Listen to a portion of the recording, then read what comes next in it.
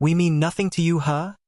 my brother yelled, his face turning a blotchy red with fake outrage as I calmly refused to host another family dinner. "God, Elijah, you are completely cold." My parents snapped from the couch, glaring at me like I had just committed a crime. I didn't flinch. I just smiled, completely unfazed by their theatrics. "Trust me, I care," I said, keeping my voice dangerously low. Then, I reached into my pocket, placed my phone flat on the coffee table, and pressed play. My family's smug, entitled expressions cracked like cheap glass as their own voices filled the room, exposing the ugly, calculated truth they thought I never knew about. Before I tell you about the satisfying, dramatic end to this mess, let me know where you are watching from in the comments below. The living room of my home felt suffocating, as though the oxygen had been slowly siphoned out of the space over the last hour.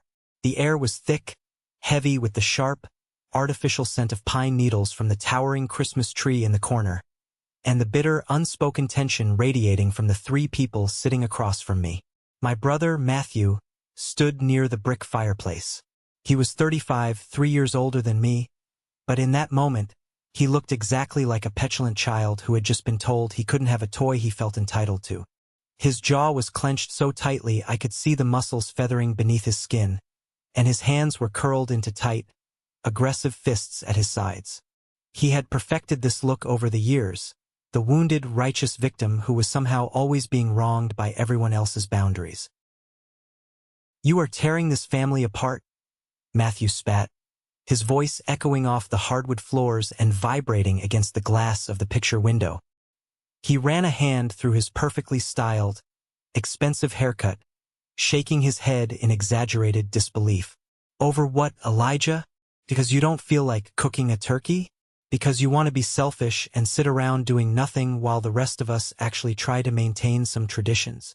My mother, Catherine, sat perched on the very edge of the tufted velvet sofa, her posture rigid and unforgiving. She wore her usual expression of deep, aristocratic disappointment. It was the exact same look she gave teenage cashiers who were too slow at the grocery store, or waiters who dared to bring her the wrong vintage of wine at a restaurant.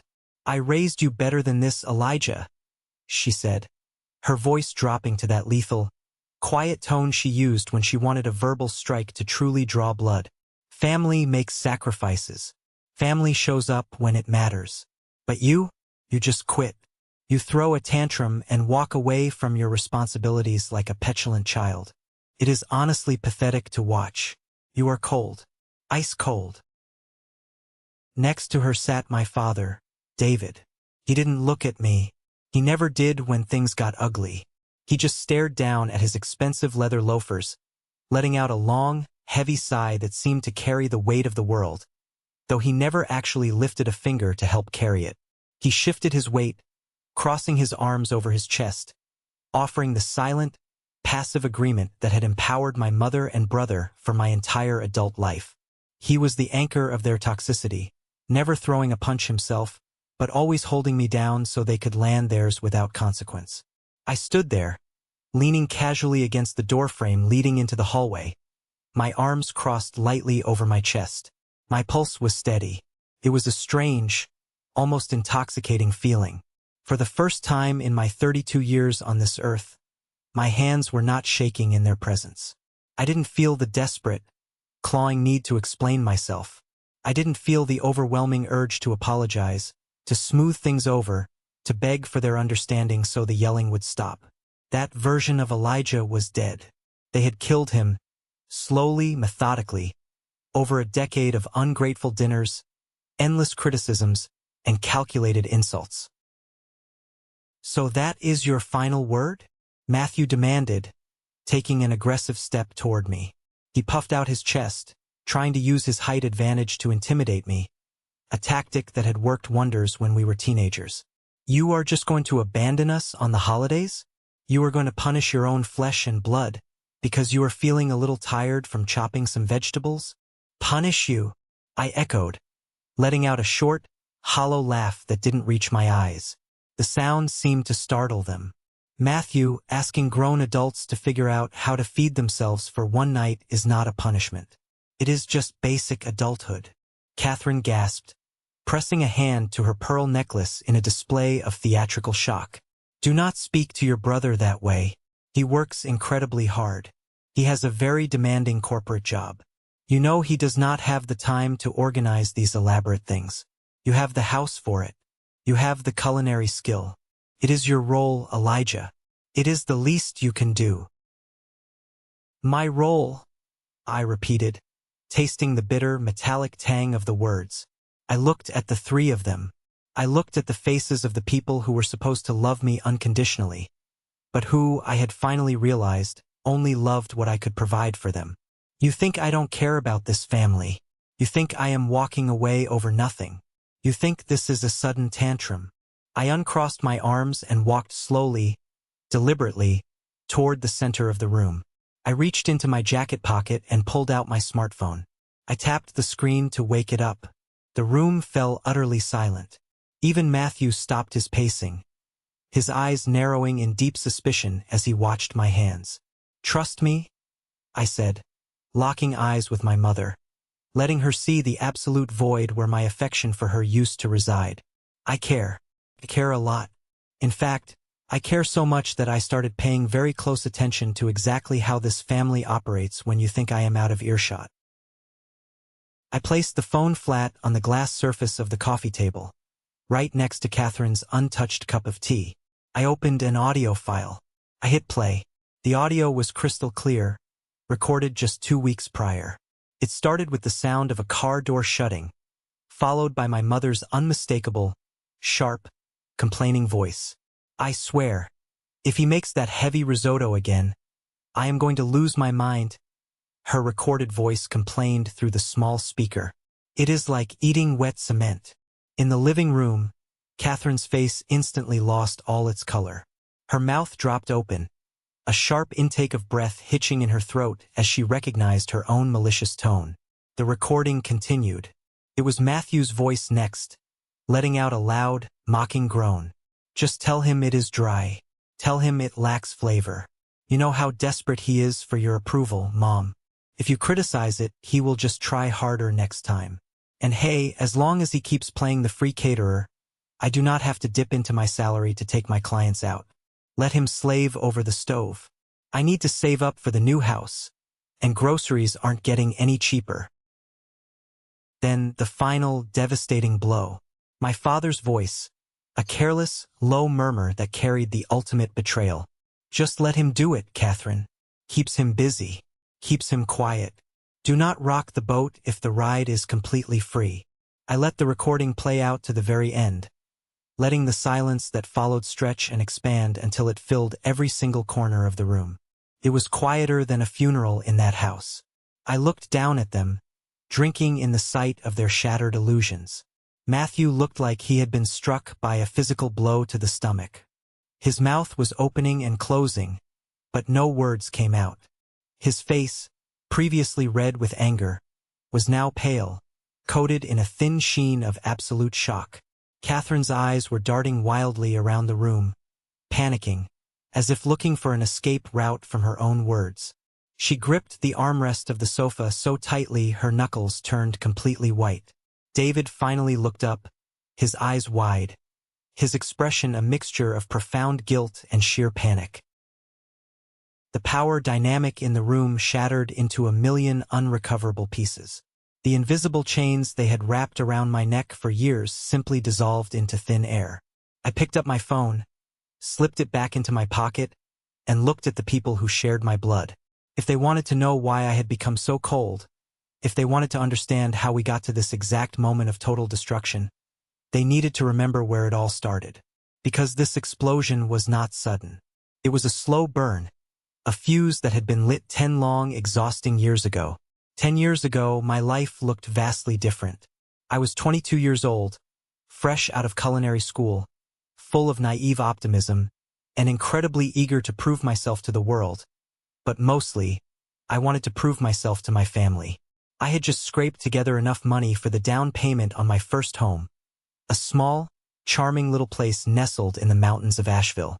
It was definitely not a mansion, but it had beautiful, original hardwood floors that I had sanded and refinished with my own 2 hands, and a dining room just large enough to fit a proper table for a gathering. That year, I excitedly volunteered to host Thanksgiving.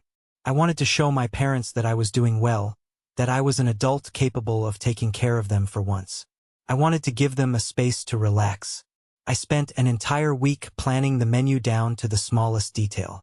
I woke up before dawn to brine the massive turkey in apple cider and peppercorns. I drove to 3 different farmers markets across town to find the absolute freshest herbs and heirloom vegetables. I spent hours meticulously setting the table, folding the heavy linen napkins into intricate shapes, polishing the antique silverware I had found at a thrift store until it shined like mirrors. I wanted the house to smell like rosemary, citrus, and wood smoke from the fireplace. I wanted it to be an absolute haven. When they arrived that first year, their reaction was exactly what I had hoped for. There were warm smiles. There were actual hugs. There was genuine laughter echoing off the freshly painted walls. My mother complimented the sage and sausage stuffing, saying it was better than her mother's. My father actually had a second plate of food, a rare occurrence. Matthew patted me on the back, holding a beer, and told me I threw a genuinely great party.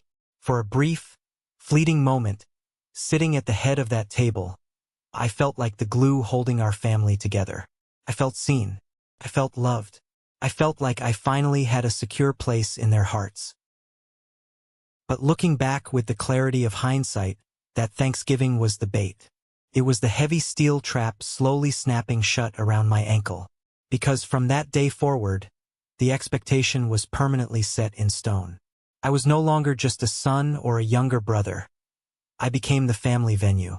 I became the free event planner, the unpaid executive chef, the live-in maid for every single occasion on the calendar. It snowballed with terrifying speed. Thanksgiving led directly to Christmas. Christmas led to Easter brunch. Then came the birthdays, the 4th of July barbecues, the Labor Day cookouts, and eventually, the random Sunday dinners when Catherine simply didn't feel like turning on her oven or paying for a restaurant. At first, I honestly didn't mind. I convinced myself this was simply what a good son did. I told myself that acts of service were my love language, and this was how I showed I cared. I completely ignored the bone-deep exhaustion that seeped into my muscles after standing in the hot kitchen for 14 hours straight. I ignored the massive grocery bills that were slowly but surely draining my meager savings account. I just wanted to see them gathered around my table, smiling. But slowly, over the years, the warmth completely drained out of the tradition. The thank yous grew shorter, more perfunctory, until they vanished entirely.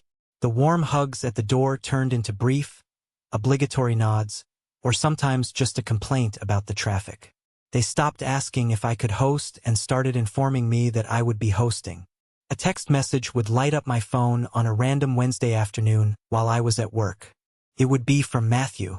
Coming over for dinner on Sunday at 6. Make sure there is steak. I'm craving a ribeye. Not a question. Not a polite request. Just a directive, as if I were a short-order cook waiting on his command. When Sunday arrived, Matthew would walk through my front door, drop his heavy coat on my favorite armchair, and head straight to the couch to turn on whatever sports game was playing. He never offered to chop a vegetable. He never offered to pour the wine. He just waited impatiently to be served. He loved to brag about his 6-figure salary, loudly discussing his end-of-year bonuses, his stock options, and his growing investment portfolio. Yet he never once offered to chip in a single dollar for the massive, expensive prime rib I was roasting in the kitchen. He claimed he was saving every penny for his future kids' college fund, so his money was strictly off-limits. My money, apparently, was public domain. My mother, Catherine, evolved from a gracious guest into a harsh, relentless food critic. She would walk into my kitchen, her heels clicking aggressively on the tile floor, and immediately start lifting the lids off my simmering pots, releasing the steam into the air. She would sniff the sauces, wrinkle her nose in disgust, and shake her head mournfully. "You used regular butter for this?" she would ask, her tone dripping with intense disappointment, as if I had poisoned the food. "Elijah, you know we are trying to eat cleaner. You really need to be more considerate of our cardiovascular health. This is just irresponsible. She commanded the room like a wealthy matriarch dividing up a massive inheritance. If I made a rich, creamy seafood chowder, she complained it completely lacked refinement and sat too heavy in her stomach. If I baked crusty, artisan sourdough bread from scratch, she sighed loudly, remarking that my grandmother's bread had been much softer and easier to chew. Nothing was ever right. The goalposts were constantly moving, ensuring I could never actually win. The worst incident, the one that truly cemented her cruelty in my mind, happened during a random dinner in late October. I had spent 5 agonizing hours making a complex, slow-cooked butternut squash and sage risotto. It required constant stirring, constant attention, and perfect timing. When I finally brought the steaming, fragrant bowl to the table, hoping for at least a tiny nod of approval, Catherine took one small, tentative bite. She chewed slowly, her eyes fixed blankly on the wall. Then, she set her silver fork down with a loud, dramatic clatter against the porcelain plate. "Heavy food, Elijah," she muttered, pushing the plate away from her as if it deeply offended her sensibilities. "It sits like a brick. You should really think lighter next time. This is just clumsy cooking. A heavy hand in the kitchen is the mark of an amateur." I felt my chest tighten, a lump forming in my throat. I looked across the table at Matthew, desperately hoping he might defend me, just once. Instead, Matthew just laughed around a massive mouthful of the risotto. "Yeah, bro, I am going to need a lawyer to defend my diet if you keep feeding us this heavy stuff. There's too much calories. Keep it light next time." I looked at my father. David just sat at the head of the table, his shoulders slouched. He took another bite of the risotto, chewing quietly. He heard every single insult. He saw my face fall, the light leaving my eyes. But he said absolutely nothing. He just shrugged, looking down at his plate, confirming that my feelings were completely irrelevant. His silence was a thick, suffocating blanket that wrapped tightly around my throat. Things escalated to an entirely new level of disrespect when Matthew realized my dinners could actually benefit him professionally. Without asking me, without even a warning text message, the doorbell rang one Sunday evening. I opened it to find Matthew standing on my porch with 3 strange men dressed in expensive, tailored suits. "Hey man," Matthew said casually, brushing right past me into the hallway. "Brought some guys from the firm. Samuel here is a huge fan of barbecue, so I told him my little brother makes the absolute best ribs in town. Thought we'd do a little networking." I stood frozen in the hallway, staring at the strangers taking off their shoes. I had prepared a modest meal for 4 people, not a massive feast for 7 grown men.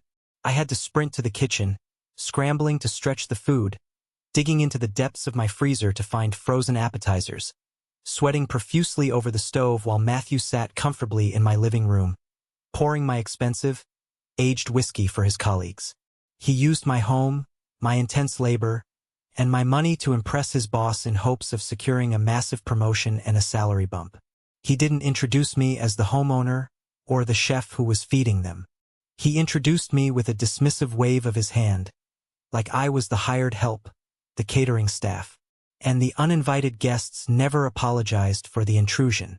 They just ate my food, drank half a bottle of my liquor, talked loudly about their golf swings, and left my house a total, disastrous mess.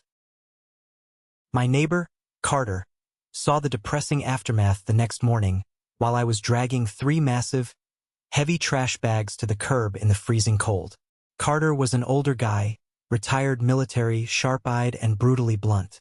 He walked over, leaning against the chain-link fence separating our properties, watching me aggressively scrub a massive, grease-stained roasting pan with a freezing garden hose.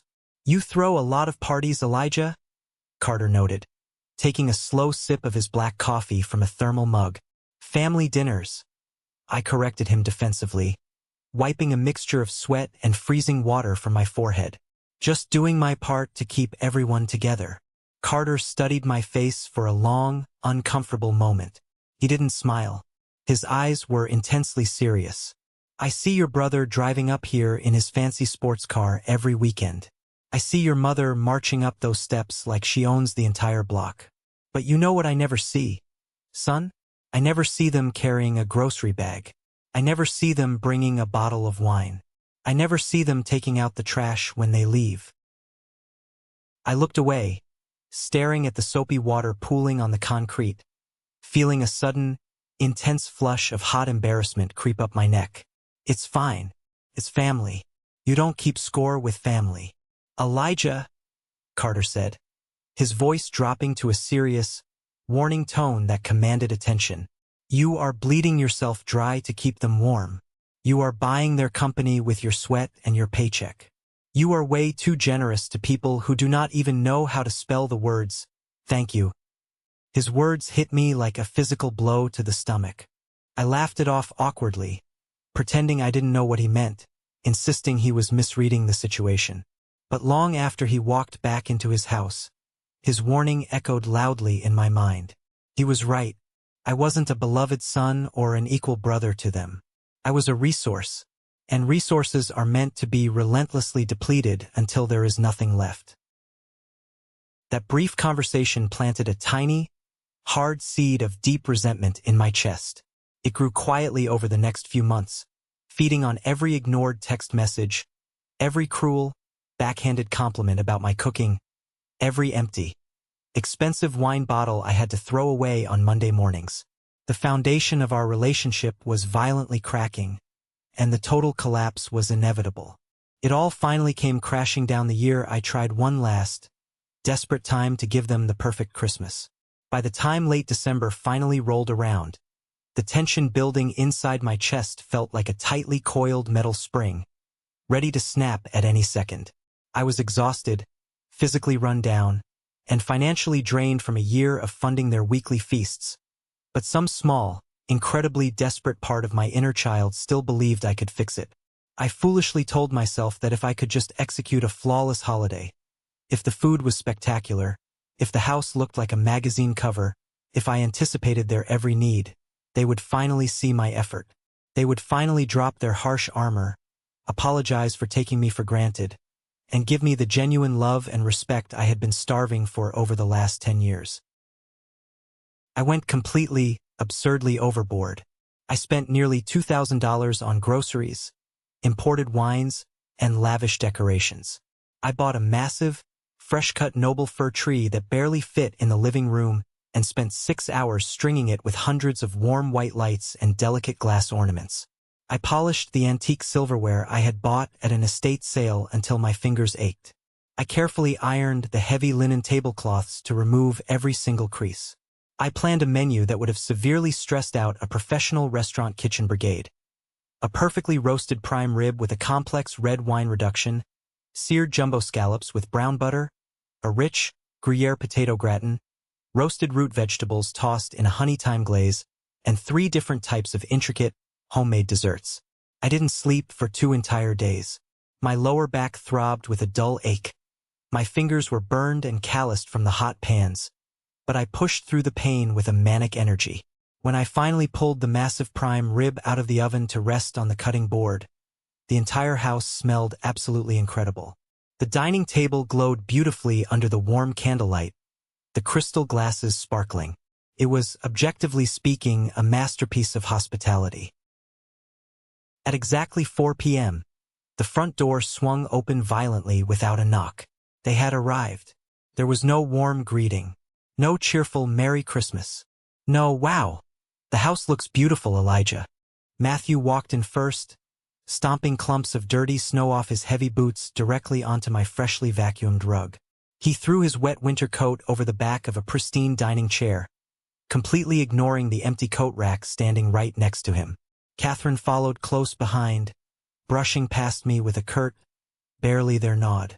She walked straight into the dining room, her sharp eyes scanning the elaborate table, setting like a health inspector, desperately looking for a violation to write up. David trailed slowly behind them, hands shoved deep in his pockets, offering a quiet, non-committal grunt in my general direction. "Did you turn the heat down in here?" Catherine asked immediately, wrapping her expensive cashmere cardigan tighter around her shoulders and shivering dramatically. It feels like a literal refrigerator in here. Elijah, we are all going to catch pneumonia before the appetizers are even served. It's set to 72 degrees, Mom, I said softly, gripping the edge of the kitchen counter to steady my trembling hands. Well, it feels terribly drafty, she snapped, moving to inspect the food I had carefully laid out on the buffet. She lifted the foil covering the bubbling potato gratin, releasing a cloud of steam, and immediately frowned. You used Gruyere cheese again? You know Matthew doesn't like strong cheeses. Why do you always have to make things so needlessly complicated? Simple, plain mashed potatoes would have been perfectly fine. Now he has nothing to eat. I felt a muscle jump erratically in my jaw. It's a classic French recipe, Mom. I thought. You thought wrong, she interrupted sharply, dropping the foil back down with a crinkle. She sighed heavily, a sound of profound martyrdom. I suppose we will just have to make do. As always, we will survive.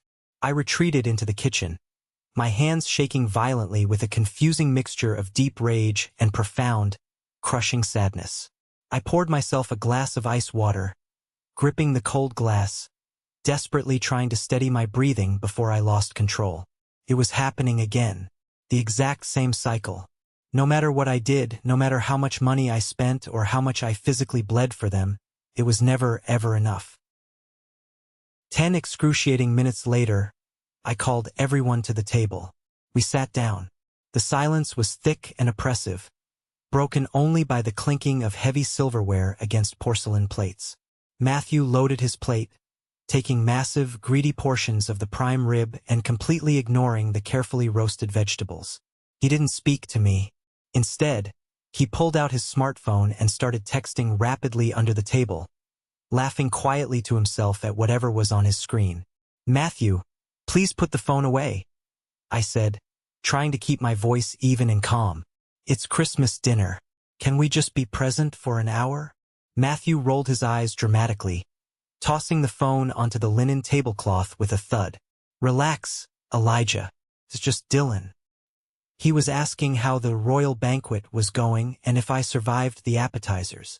Dylan was a guy I had known since my freshman year of college.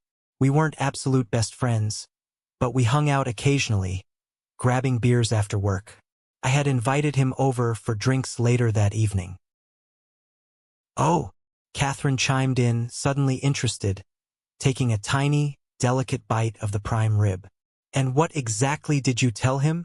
Matthew let out a short, incredibly cruel laugh. I told him the food was decent, but the atmosphere was as tense as a messy divorce settlement. Honestly, Elijah, you always look so stressed out and miserable when you host. It ruins the vibe for everyone else. You need to lighten up and stop taking yourself so seriously. I stared at him, my vision actually blurring slightly at the edges. I look stressed because I have been cooking for 2 days straight, entirely alone, while you walk in here and do absolutely nothing but complain.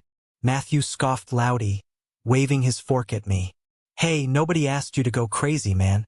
You chose to make all this fancy crap to show off. Do not sit there and play the bleeding martyr just because you want a medal for boiling some potatoes. My father finally cleared his throat, staring fixedly at his water glass, desperate to avoid eye contact. Boys, let's just eat. Don't start this tonight. Not on Christmas. The rest of the dinner was a horrifying blur of passive-aggressive comments, subtle digs, and suffocating tension. I barely touched my own food. The expensive prime rib tasted like dry ash in my mouth. Then came the final blow, the moment that cleanly snapped the camel's back, breaking 10 years of conditioning in a single instant. It was time for dessert. I stood up, taking a deep breath, ready to go to the kitchen to bring out the delicate chocolate tarts and the complex, homemade pear galette I had spent 3 meticulous hours assembling that morning. Before I could take a step, Matthew stood up from his chair. Hold on, I got this, he said, an incredibly smug, victorious grin spreading across his face. He walked confidently into my kitchen. I heard the refrigerator door open and close. He walked back into the dining room holding a bright orange, cheap plastic container. It was a store-bought, mass-produced pumpkin pie. The kind you buy at the discount supermarket for $5. It looked rubbery and sad. He set it right in the dead center of the table, pushing aside the crystal candle holders to make room. "What is that?" I asked, my voice barely a raspy whisper. "Insurance," Matthew said brightly, pulling off the plastic lid with a loud pop. "Dylan actually texted me earlier today. He said, 'Knowing your brother, he'll make some weird, complicated dessert nobody likes. Let me drop off a real pie so you guys actually have something good to eat.' So, he left this on the porch for me an hour before we got here. My own friend, Dylan. He had colluded with Matthew, my main tormentor, to humiliate me in my own home on Christmas Day." Catherine let out a genuine, delighted laugh, clapping her hands together softly. "Oh, thank goodness," she said, eagerly reaching for a cake knife. "I was honestly dreading whatever heavy, overly sweet pastry you had planned. Elijah, this looks wonderful, so traditional, so simple." David chuckled, a low, rumbling sound of complete agreement. He actually smiled as he looked at the cheap pie. I looked at the artificial, glowing orange pie sitting on my antique linen tablecloth. I looked at my mother's eager, greedy face. I looked at my father's approving, relaxed smile. I looked at Matthew, who was staring directly at me with a look of absolute, victorious defiance, reveling in his ability to crush me. Something inside my chest finally gave way. It wasn't a loud, dramatic explosion. It was a quiet, clean, irreversible break. The desperate need for their approval, the endless, exhausting well of patience I had drawn from for 10 years, the desire to be a good son. It all evaporated into the air in a single, defining second. I felt a cold, absolute clarity wash over my brain, sharp and incredibly focusing. I didn't yell. I didn't cry. I didn't throw anything. I slowly reached behind my back and untied the knot of my apron. I pulled it over my head, folded it neatly, and placed it on the back of my chair. "Elijah?" Catherine asked, pausing with the pie knife hovering in the air, sensing the sudden, dangerous shift in the atmosphere. "What are you doing?" I didn't answer her. I turned my back to the table, walked out of the dining room, and stepped into the living room.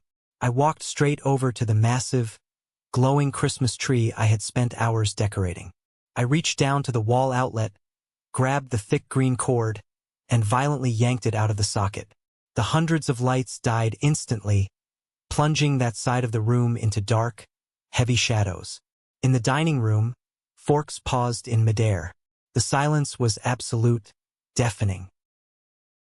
I walked back to the doorway. I looked at the three of them sitting at my carefully curated table, eating the food I bought with my hard-earned salary, sitting in the house I paid the mortgage for. "I am done," I said. My voice was eerily calm. It didn't shake. It carried the chilling weight of absolute finality. "I am absolutely, completely done. I am never hosting another holiday. I am never cooking another meal for you. Not for Thanksgiving, not for Christmas, not for a random Sunday. Ever again." Matthew blinked rapidly, his smugness faltering for a fraction of a second as he realized I wasn't joking. "Bro, are you seriously throwing a massive fit over a cheap pie? Grow up." "It's not about the pie, Matthew," I said, locking eyes with him, letting him see the utter contempt I now held for him. "It is about the fact that you are a parasite. All three of you are parasites." Catherine gasped loudly, dropping the knife. It clattered sharply against the table. "How dare you speak to us that way? I am your mother. Get out of my house," I said smoothly, my voice devoid of any emotion. I walked to the front hallway closet, pulled out my heavy wool winter coat, and slid my arms into the sleeves. I grabbed my car keys from the ceramic bowl by the door.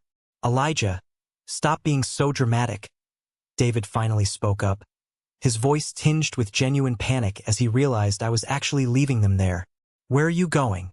You can't just leave your own party." "Dinner is on the table," I said, pulling open the heavy front door. The freezing, biting night air swept into the warm hallway, stinging my cheeks. "Clean up when you leave. Make sure the deadbolt locks behind you." I stepped out onto the snowy porch, pulled the door shut behind me with a solid thud, and walked down the driveway to my car. I didn't look back. I didn't care if they screamed at the closed door.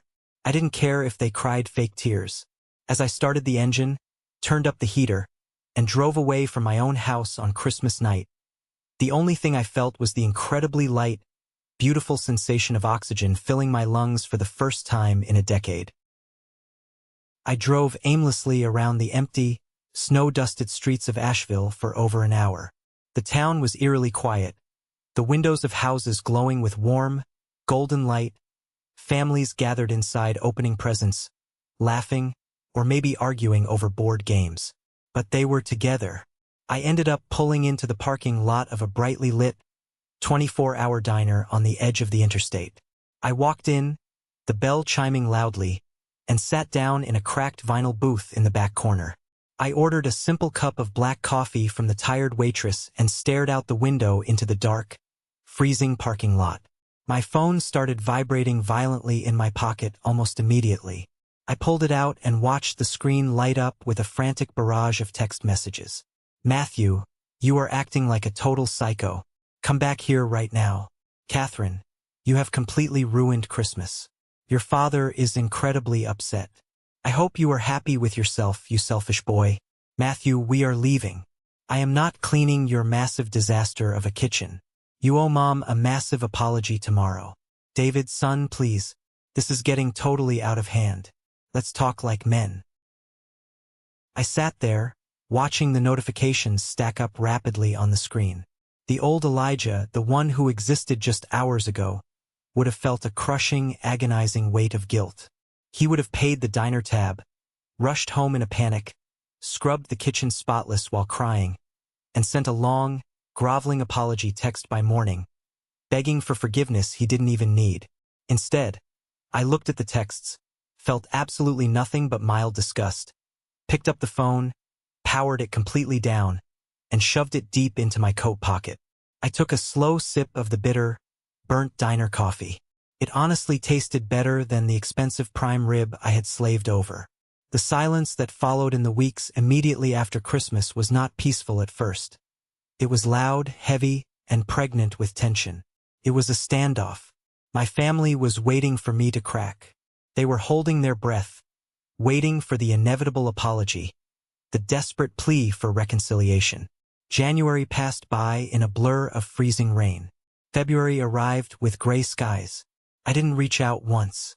I ignored their occasional passive-aggressive text messages completely. I didn't block their numbers. I just let their words sit unread on my screen, effectively stripping them of all their manipulative power. Without the constant, exhausting drain of their demands and criticisms, my life transformed in ways I couldn't have imagined. I suddenly had free time on the weekends to do whatever I wanted. I saved a massive amount of money. My grocery bill plummeted from astronomical to completely reasonable. I started hiking the mountain trails again. I started reading books for pleasure. For the first time in years, I started sleeping through the night. Then came Easter Sunday, the true ultimate test of their forced independence. For 10 straight years, Easter had been a massive, chaotic brunch hosted at my house. I would prepare glazed ham, 3 types of quiches, fresh pastries from scratch, and bottomless mimosas. This year, they had to completely fend for themselves. I didn't attend, of course. I spent Easter Sunday fishing on the lake with Carter, my neighbor, enjoying the quiet morning mist and the simple act of casting a line. But in a town like ours, word travels incredibly fast. I heard all about the absolute disaster through the family grapevine. A cousin of mine called me a few days later, laughing so hard into the phone she could barely catch her breath. Apparently, Matthew, desperately trying to prove to Catherine that he didn't need me and that he was the superior son, had aggressively volunteered to host Easter at his expensive, pristine, sterile apartment. He invited the entire extended family, eager to show off his new leather furniture and his massive television. But Matthew didn't know the first thing about cooking. He didn't know how to time a meal, how to season meat, or how to handle the stress of hosting 15 people. He bought a massive, expensive ham but completely forgot to read the instructions on how long to heat it. panicking when people arrived. He cranked the oven to 450 degrees trying to rush the process, burning the outside to a dry, black crisp while the inside remained ice-cold and raw. He tried to make a simple potato salad but didn't boil the potatoes nearly long enough, leaving them crunchy and inedible. According to my cousin, Catherine completely lost her mind. Deprived of me as her designated punching bag, she turned her critical, laser-focused eye directly onto her golden child. She loudly, ruthlessly berated Matthew in front of aunts, uncles, and his own friends.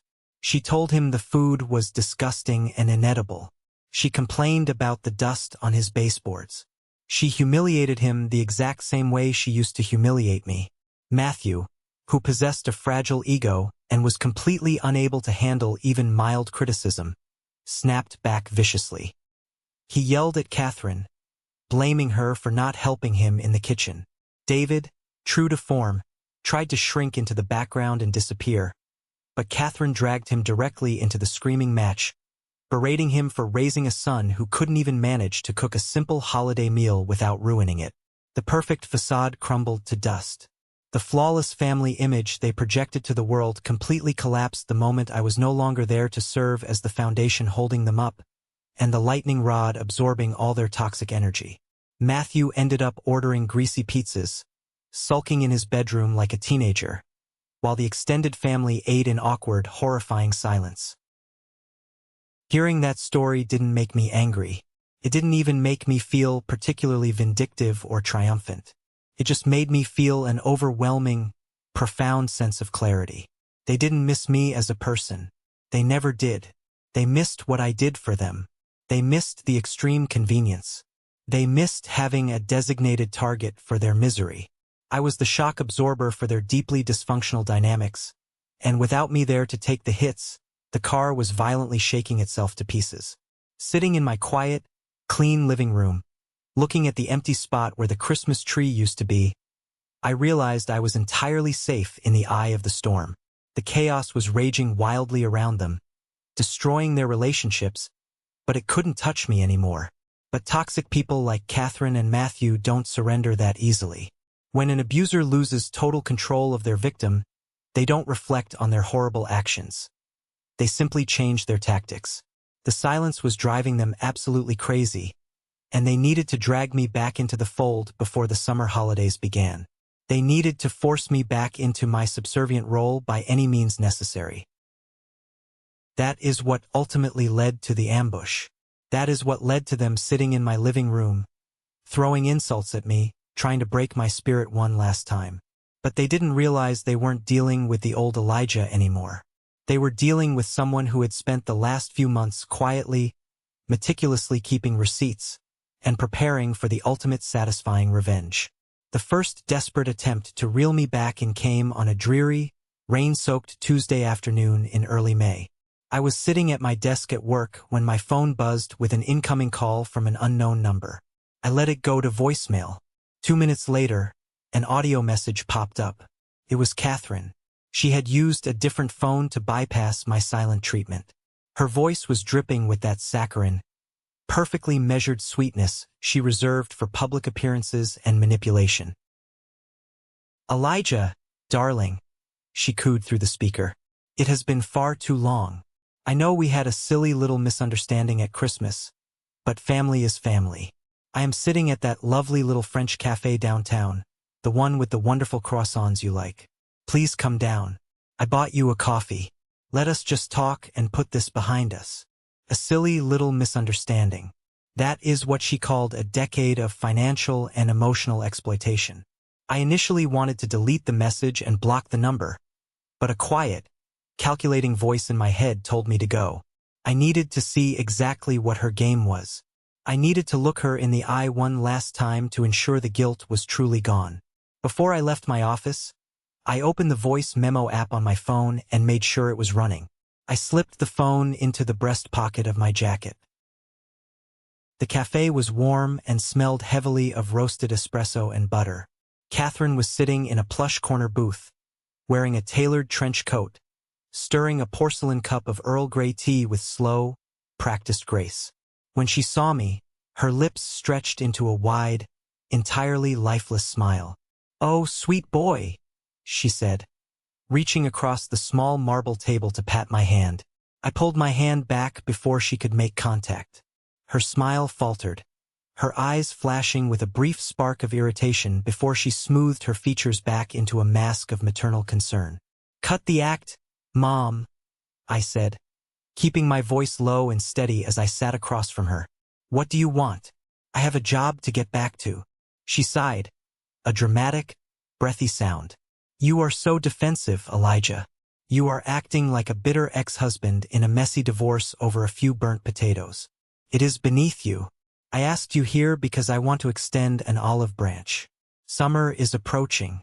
We have the 4th of July coming up, and your father's birthday is in August. The family needs to gather."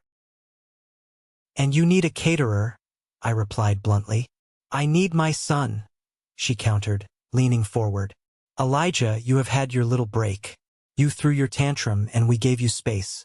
But you have to understand that family means sacrifice. You have a beautiful house.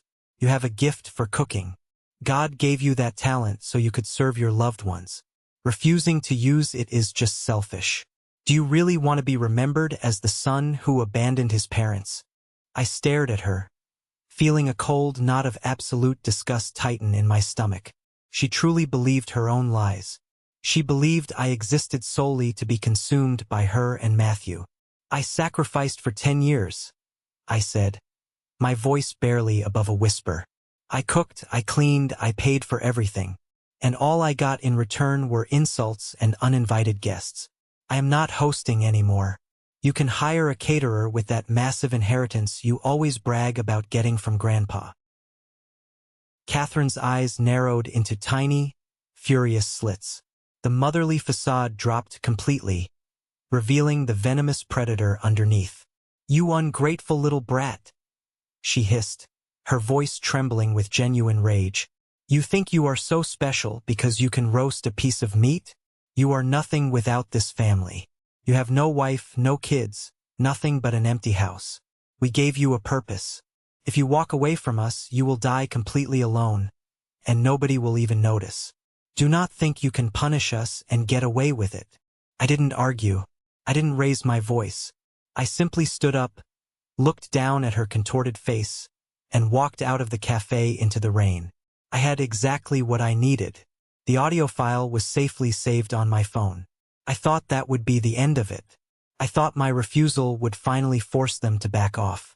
But narcissists do not accept defeat. They simply escalate. 2 days later, I pulled into my driveway after a long day at the office. The moment my headlights swept across the front of my house, my heart stopped. Matthew's expensive luxury sedan was parked crookedly on the curb. My parents' SUV was jammed into my driveway. The front door of my house was slightly ajar. Panic flared in my chest. I threw my car into park, grabbed my briefcase, and rushed up the porch steps. I had given my father a spare key 5 years ago for emergencies. They had used it to break into my sanctuary. I pushed the door open. That brings us right back to the moment I described at the very beginning of this story.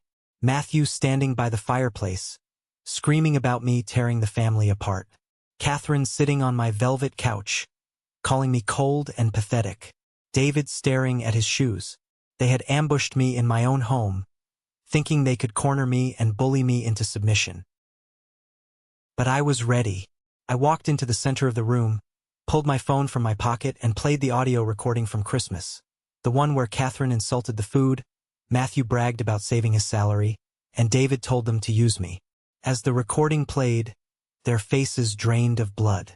Matthew's jaw went slack. Catherine clutched her pearl necklace, her eyes wide with absolute horror. They thought the recording was the worst thing I had in my arsenal. They thought being exposed for their cruel words was the climax of my revenge. But I wasn't finished. When the audio ended, the silence in the living room was deafening. I calmly put my phone away. Then, I unlatched my leather briefcase and pulled out a thick, manila folder. I tossed it onto the glass coffee table. It landed with a heavy, satisfying smack right in front of Matthew. "What is that?" Matthew stammered, his voice suddenly lacking all its previous bravado. That, I said, pointing at the folder, is a detailed compilation of receipts, dates, and photographic evidence. You see, Matthew, after Christmas, I had a lot of free time. So I started thinking about all those Sunday dinners.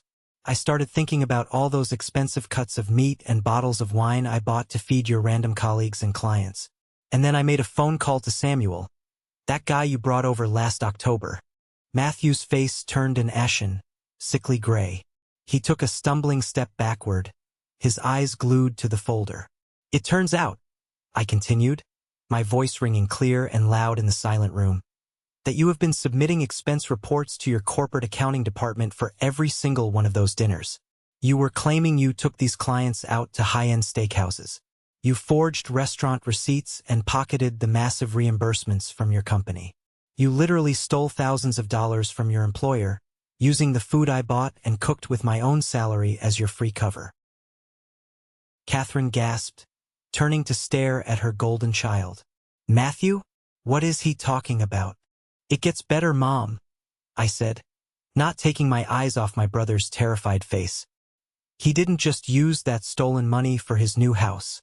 While he was sitting at my table eating the food he complained about, he was padding his bank account with corporate fraud. And I have every text message, every date, and a signed statement from Samuel confirming he was eating at a private residence, not a restaurant. Matthew looked like he was going to vomit. His hands were shaking uncontrollably. Elijah, please, he whispered, all the arrogance completely stripped away. That is corporate fraud. If the company lawyers see that, if they fire me, I will lose everything. My house, my stock options, everything.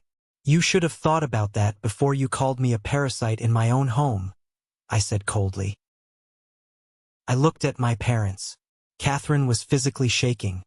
Her perfect image of her successful son shattered into pieces. David was staring at Matthew with a look of profound, sickening disappointment. Get out, I commanded, my voice booming through the room. All three of you, get out of my house. Leave your keys on the counter, and never, ever speak to me again. They didn't argue. They didn't yell. They practically scrambled over each other to get out the front door, fleeing from the truth they could no longer deny. As the door clicked shut behind them, I stood alone in my living room, the crushing weight of a decade entirely lifted from my shoulders. This is the moment that changes everything, the moment I finally took back control of my life. Thank you so much for your patience and for staying with me until now. You've been amazing. Please give this video a like and comment one below to let me know you've made it this far. Not only does this help more people find this story, but it also lets me know that my experiences truly mean something to someone. Your support is my greatest motivation to keep sharing the rest of this journey. The morning after the ambush, I woke up before the sun. The house was completely silent, but for the first time in years, it wasn't a lonely silence. It was a peaceful, expansive quiet. I walked into the dining room and stared at the massive, 10-seater mahogany table taking up almost the entire space. It was a beautiful piece of furniture, but to me it was a monument to my own subjugation. It was the altar where I had sacrificed my time, my money, and my self-worth. I didn't want it in my house anymore. I took out my phone, snapped a few pictures, and listed the table, along with the matching buffet and all the extra dining chairs, on a local community marketplace app for a fraction of its actual value. Within an hour, I had a buyer. That afternoon, a young woman named Chloe arrived with a rented moving truck and two of her friends. She was bright-eyed, energetic, and newly engaged. She looked at the massive table with absolute wonder. "It is gorgeous," she breathed, running her hand over the polished wood. "My fiancé and I are hosting our very first Thanksgiving this year, and we have a huge, blended family coming. We couldn't afford anything this nice brand new. Why are you selling it?" I smiled, feeling a genuine warmth spread through my chest. "It held a lot of people for a long time," I told her honestly. "But my gatherings are going to be a lot smaller from now on. I want it to go to a home that actually appreciates the people sitting around it. Watching them carry that massive, heavy table out of my front door was a profound physical release. With every inch it moved over the threshold, a corresponding weight lifted off my lungs. I followed them out, helped them load it into the truck, and waved goodbye. When I walked back inside, the dining room echoed. It was empty. It was a blank canvas. I immediately called a locksmith and had every single lock on my exterior doors changed. The fortress was finally secure. While I was completely purging my house of their memory, the storm I had unleashed was actively destroying their carefully constructed world. I didn't actually send the folder of evidence to Matthew's corporate HR department. I didn't need to. Matthew's paranoia did the job for me. Terrified that the company lawyers were already investigating him, Matthew started frantically trying to cover his tracks at work. He deleted files, altered expense reports retroactively, and acted so incredibly erratic that his boss became suspicious. They launched an internal audit within the week. When they discovered the discrepancies and the sheer volume of his fraudulent meal expenses, the fallout was instantaneous and brutal. Matthew wasn't just fired. He was escorted out of the building by security in front of his entire department. The company threatened criminal charges if he didn't immediately repay the thousands of dollars he had stolen. Suddenly, the golden child with the six-figure salary was unemployed, facing massive corporate debt, and completely unhireable in his industry. The new luxury house he was building, he had to pull out of the contract, losing his massive deposit. Catherine, meanwhile, tried to control the narrative. Desperate to maintain her image as the perfect matriarch in our community, she attempted to host a massive summer barbecue for her church group and all our extended relatives.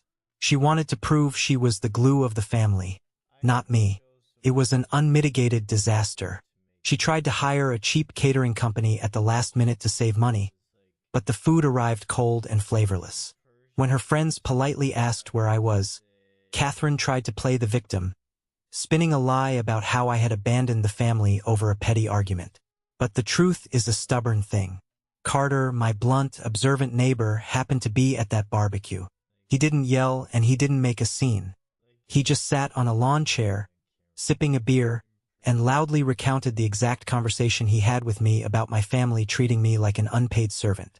He told everyone how they never lifted a finger, how they complained about free food, and how Matthew had been using my house for his corporate scam.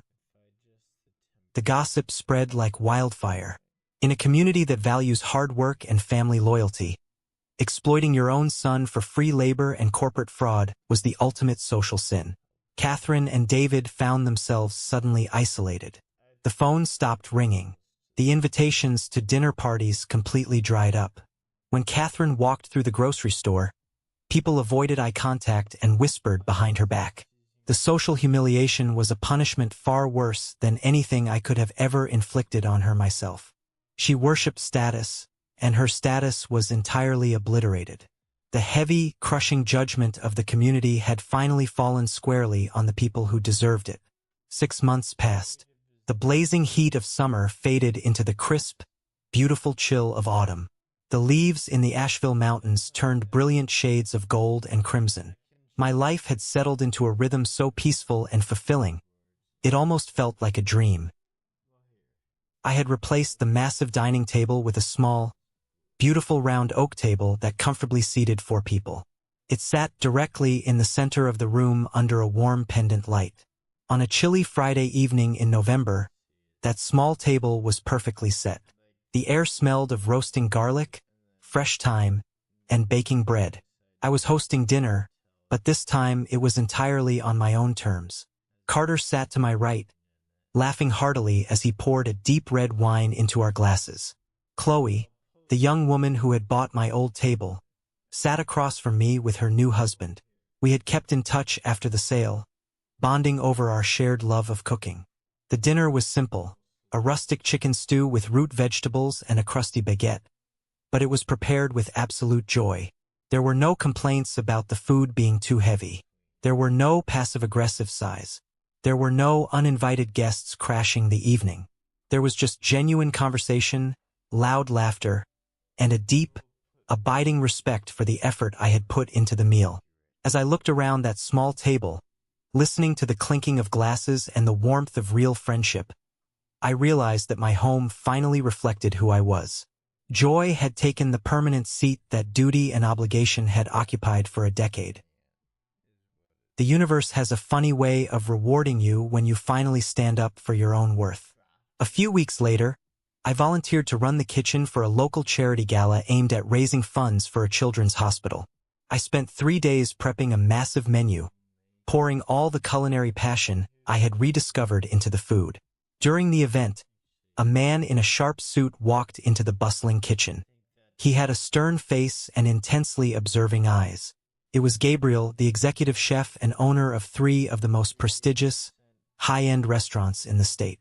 I recognized him immediately from magazines. He walked directly up to my prep station, picked up a tasting spoon, and sampled the complex, dark cherry reduction I was finishing for the duck dish. He closed his eyes, tasting it slowly. My heart pounded against my ribs. He opened his eyes and looked at me. "Who taught you how to balance acid and fat like this?" he asked, his voice rough. "I taught myself mostly," I replied, wiping my hands on my apron. "Trial and error in my home kitchen." Chef Gabriel nodded slowly, a small smile playing on his lips. "You have an incredible palate, son. This is exceptional work. I am opening a new, intimate farm-to-table concept downtown next spring. I need a head chef who understands flavor over flash. I want you to come to my office on Monday. Let's talk about a real salary and a creative partnership." I stood there, stunned. For 10 years, my own mother told me my cooking was clumsy and heavy. My brother treated me like a cheap diner cook. And here was one of the best chefs in the region, validating my talent and offering me the opportunity of a lifetime. I accepted the job the very next day. I was thriving. My career was launching, my friendships were deep, and my bank account was growing. But karma, it seems, always has one final act to play. It happened 2 nights before Thanksgiving. The air outside was freezing, threatening snow. I was sitting in my living room, reading a book by the fire, when the heavy, frantic pounding started at my front door. I frowned, setting my book down. I didn't recognize the desperate rhythm of the knock. I walked to the door, flipped on the porch light, and looked through the peephole. It was Matthew. He looked absolutely terrible. He was thinner, his expensive haircut was shaggy and unkempt, and he was wearing a wrinkled coat. Standing right behind him, looking older and more defeated than I had ever seen him, was my father, David. I unlocked the deadbolt and pulled the door open, keeping the security chain firmly attached. The cold air rushed in. "Elijah," Matthew gasped, his breath pluming in the freezing air. His eyes were wide and frantic. "Thank God you are home. Let us in. Please, man, it is freezing." "The door stays closed, Matthew," I said evenly, crossing my arms. "What do you want?" Matthew's face crumpled, and to my absolute shock, genuine tears welled up in his eyes.